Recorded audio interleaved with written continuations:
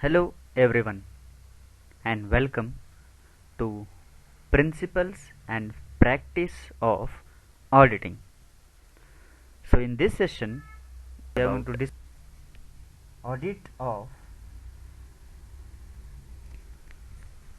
audit of limited companies and other important aspects which are connected to a company auditor. So first we will go through appointment of company auditor under section 139 of Companies Act 2013. So number 1, appointment of auditor by members, which means by shareholders of a company. So company shall appoint an individual as its auditor, or it might appoint a firm as its auditor in the very first annual general meeting. Such auditor till hold office 6th annual general meeting. And number 2, period for which the appointment is made. If he is an individual, for not more than 5 years. If it is a firm, not the term exceeding 2 terms of 5 years. Appointment of auditor of government company. Here, for government companies, auditor is appointed by the Comptroller and Auditor General of India within 180 days of the commencement of financial year. And next, appointment of first auditor by the Board of Directors. In the statutory meeting of a company after incorporation of a company, the Board of Directors are required to appoint an auditor within 30 days of the registration of a company. And number 5, appointment of first auditor of government company.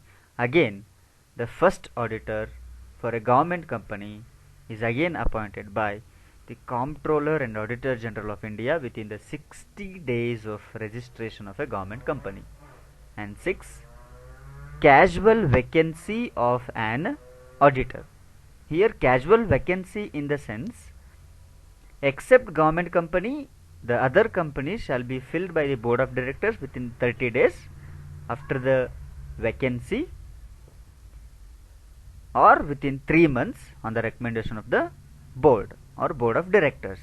But in government company it happens within 30 days they have to appoint another new auditor. Moving on to the next segment, qualities of an auditor. So number 1, only the chartered accountant can be appointed as auditor of a limited company or a company, which means he must be a registered member of ICAI. And followed by second one, he must have the knowledge of principles and practice of all aspects of accountancy. He must be very familiar with the systems of accountancy in use or which are in practical.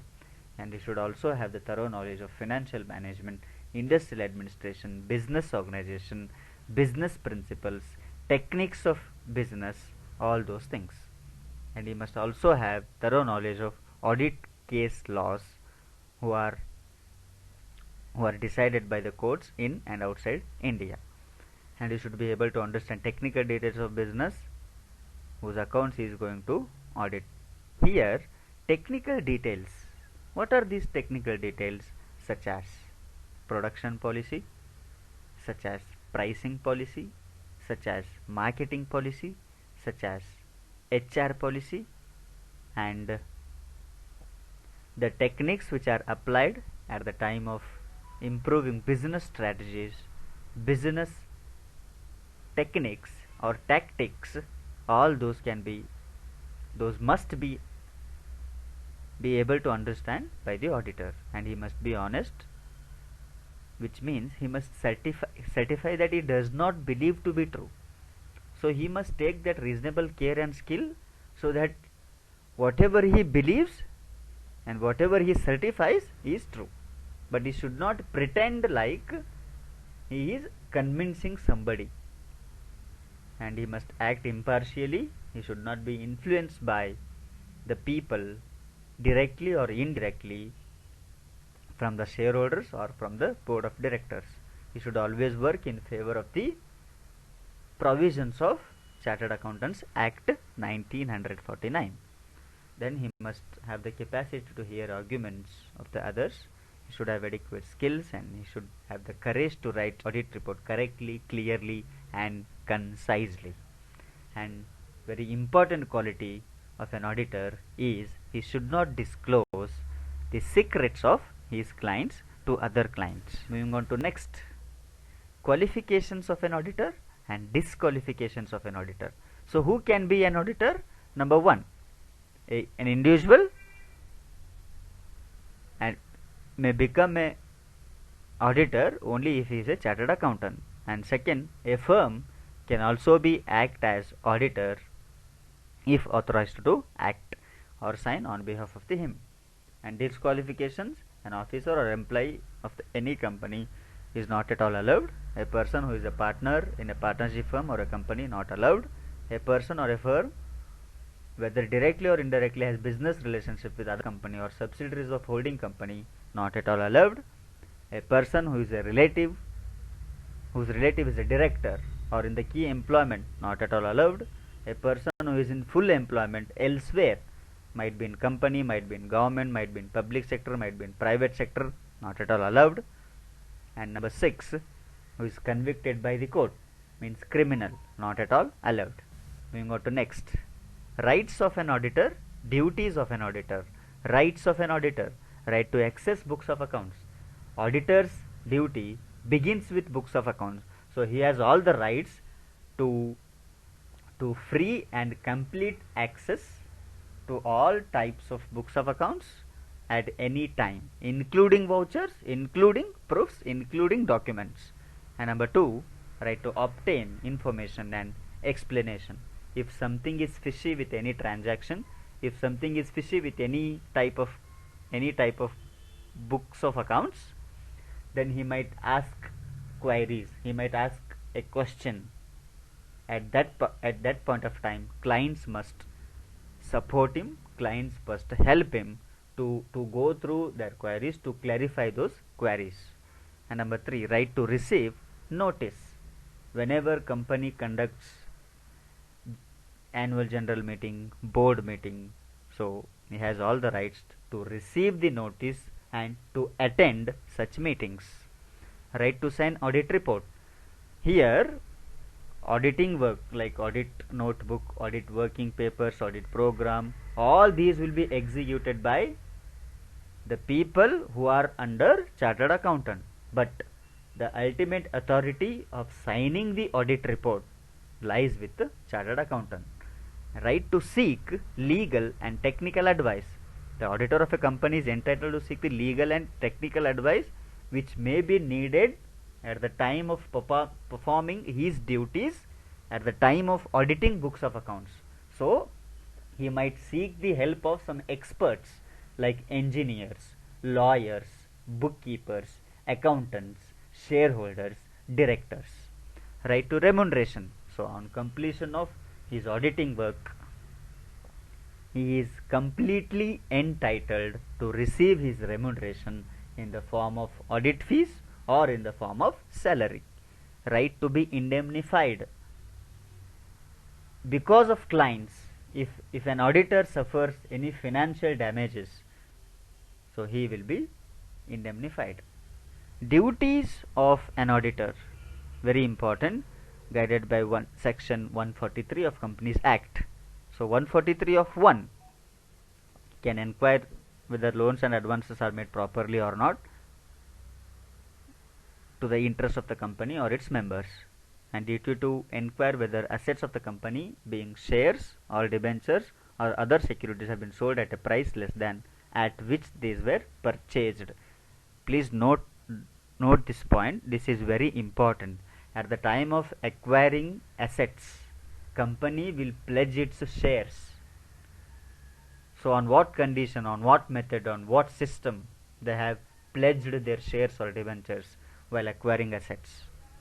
So auditor must carefully audit this type of transaction.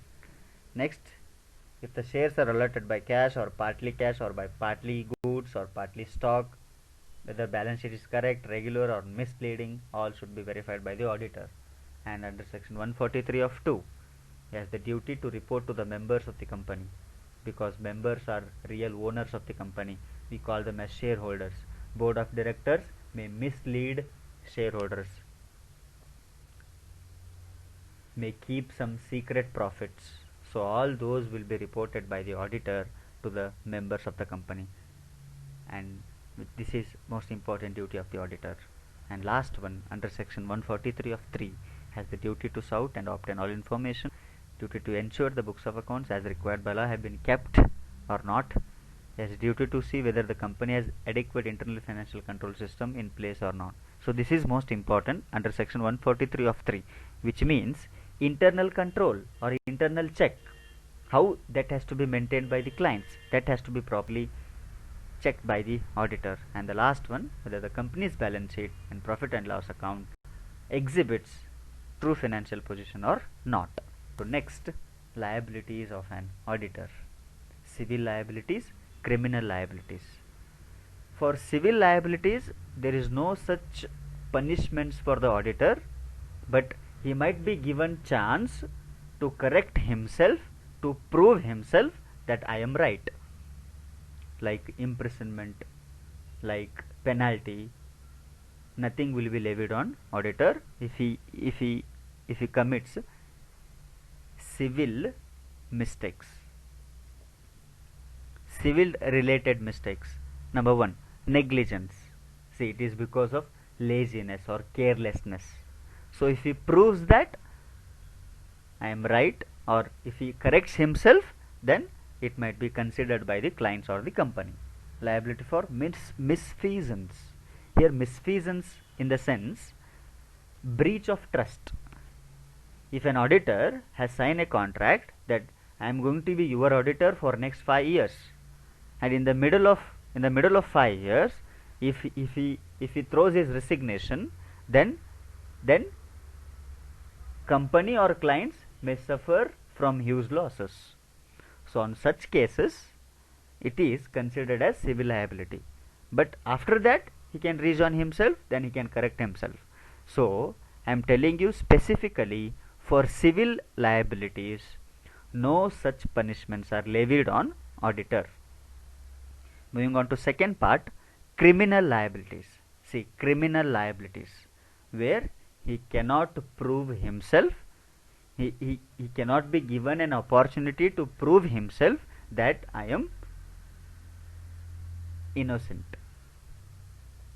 So number 1, misstatement in prospectus under section 34, which means if he makes false statement with material particulars in returns, reports, prospectus, then he will be punishable with the imprisonment for a minimum term of 6 months to 10 years based on the amount of mislead. Non-compliance by the auditor. His report or signing or authentication of any document, or he makes willful neglect, then he shall be punishable with the imprisonment up to 1 year with fine not less than 20,000 extendable to 5 lakhs. Failure to assist in investigation. Companies usually inspected by an inspector who is appointed by the central government.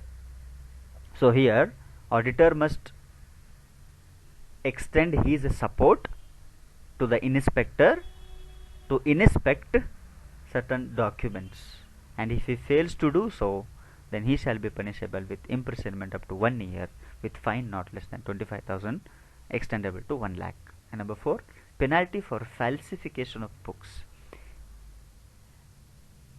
Deliberately or with ill intentions, if he deceive any person, if he destroys any books of accounts or papers or securities, then he shall be punishable with imprisonment for a term not less than 3 years to 5 years with fine not less than 1 lakh to extendable to 3 lakhs. And the last one, penalty for deliberate act of commission or omission.